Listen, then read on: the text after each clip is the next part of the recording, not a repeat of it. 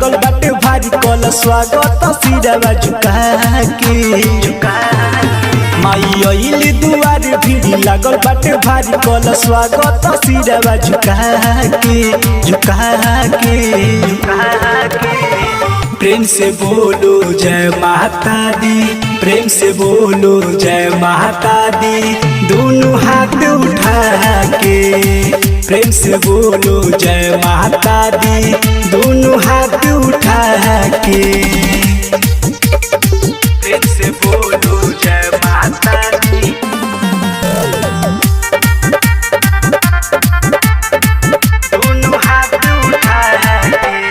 आइल समहिया खुशी के बाटे माई भइल परकट हो,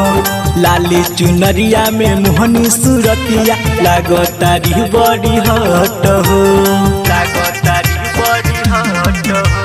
आइल समैया खुशी के बाटे माई भइल परकट हो,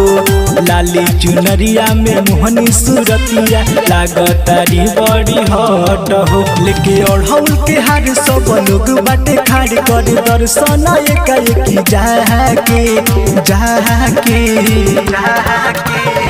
प्रेम से बोलो जय माता दी, प्रेम से बोलो जय माता दी, दोनों हाथ उठा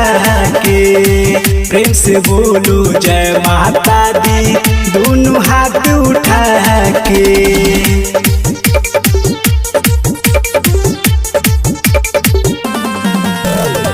प्रेम से बोलो जय माता दी, दोनों हाथ उठा के। रट छोटे लाल जी लिखले बानी माई भजनिया सजा के, झुम झुम गावेले साहिल प्रेमी माई चरनिया में जाके, माई चरनिया में जाके। राइट छोटे लाल जी लिखले बानी माई भजनिया सजा के, झुम झुम गावेले साहिल प्रेमी माई चरनिया में जाके। आई माई के माई सारा दुख के दवाई खाली झोली भरेली आई के प्रेम से बोलो जय माता दी, प्रेम से बोलो जय माता दी, दोनों हाथ उठा के प्रेम से बोलो जय माता दी, दोनों हाथ उठा के।